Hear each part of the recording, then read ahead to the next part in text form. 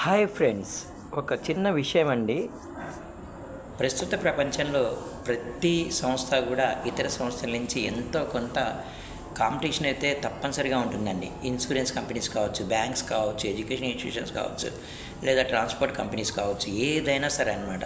Competition కాబట్టి ఇలాంటి సందర్భంలో ప్రతి ఎంప్లాయీ కూడా తన సంస్థకి తానే బ్రాండ్ అంబాసిడర్గా మారాలన్నమాట. ఉదాహరణకి ఎల్ఐసిలో ప్రతి బ్రాంచ్ మేనేజరు లేదా అసిస్టెంట్ మేనేజర్స్ కావచ్చు, ఎంప్లాయీస్ కావచ్చు, ఇంత దిశానిర్దేశం చేస్తూ ఇన్ని పాలసీలు చేయాలని చెప్పి టార్గెట్స్ పెట్టడం, ఇవన్నీ కూడా మనం చూస్తున్నాం. అలాగే బ్యాంకింగ్ కంపెనీస్లో కూడా ఇన్ని డిపాజిట్స్ ఇప్పించాలని చెప్పడం, అలాగే ఇన్ని డీమార్ట్ ఖాతాలు తెరవాలని చెప్పడం, అలాగే స్టాక్ బ్రోకింగ్ సంస్థల్లో మనం చూసినట్లయితే ఎన్జిల్ వన్ కావచ్చు, ఐసిఐసిఐ ప్రుడెంట్ కావచ్చు, ఇవన్నీ కూడా అనమాట. చాలా హెచ్డిఎఫ్సి సెక్యూరిటీస్ అంతా కూడా టార్గెట్ మార్కెట్ అనమాట. అంటే పనిచేసే ఉద్యోగులు కూడా మార్కెటింగ్ తత్వాన్ని అవలంబించుకోవాల్సినటువంటి అవసరం ఎంతైనా ఉందని చెప్పి నేను పదే చెప్తున్నాను. ఎందుకంటే ఇది సోషల్ మీడియా యుగం. మనం ఏం చేస్తున్నాం, ఎంత మంచి చేస్తున్నాం, ఎంత గొప్ప చేస్తున్నాం అనేది సోషల్ మీడియాలో మనం చాలా ప్రచారం చేసినటువంటి అవసరం ఎంతైనా ఉంది. అలా అని చెప్పి లేని ఉన్నట్టు చూపించమని చెప్పి నేను ఎప్పుడు కూడా చెప్పను. కాకపోతే ప్రతి అధ్యాపకుడే కావచ్చు, ప్రతి ఎంప్లాయే కావచ్చు, తప్పనిసరిగా మార్కెటింగ్ తత్వాన్ని అవలంబించుకుంటేనే సంస్థలు అనేవి మనుగడ సాధించగలుగుతాయి అన్నమాట.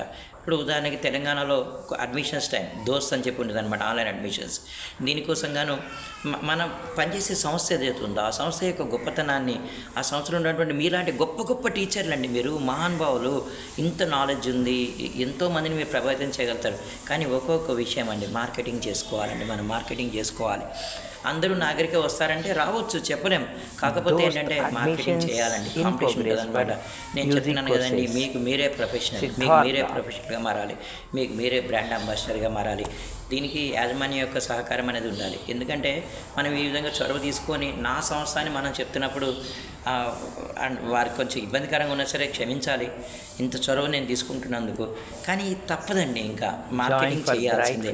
నేను ఎంతసేపు కూడా బయటికి రాను, నాకు నాలెడ్జ్ ఎక్కువ ఉంది, నేను గొప్ప పండితుడిని, లేదా మంచి ఆఫీసర్ని, లేదా మంచి టీచర్ని అలా అనుకుంటే మనుగడ సాధించడం అనేది ఈ పోటీ ప్రపంచంలో మాత్రం సాధ్యం కాదు. ఈ విషయాన్ని ప్రతి సంస్థ, విద్యా సంస్థలే కాదండి, ప్రతి సంస్థ, ప్రతి వాణిజ్య, ప్రతి వ్యాపార సంస్థ కూడా గుర్తుపట్టింది అనమాట. కాబట్టి కంప్లీట్గా ఒక్కొక్కసారి ఈ విధంగా మీటింగ్లు పెట్టి ఎంప్లాయీస్కి దిశానిర్దేశం చేయడం, కొన్ని టార్గెట్స్ విధించడం, ఏ విధంగా మనం అచీవ్ చేయాలో గోల్ అనేది తెలియచేయడం, ఈ విధంగా పోటీ తత్వాన్ని, మార్కెటింగ్ తత్వాన్ని ప్రతి ఒక్క ఉద్యోగి అలవర్చుకుంటేనే సంస్థలు అనేవి రేపు మనుగడ సాధించగలుగుతాయి. అంటే సంస్థలకు వచ్చిన ముప్పు అంటూ ఏముండదు. అంటే పనిచేసే ఉద్యోగస్తులు ఉంటారు చూడండి, ఈ సంస్థ నాది అనుకొని మనం కృషి చేసేట్లయితే తప్పనిసరిగా మనం టార్గెట్స్ అనేవి అచీవ్ చేయగలుగుతామండి.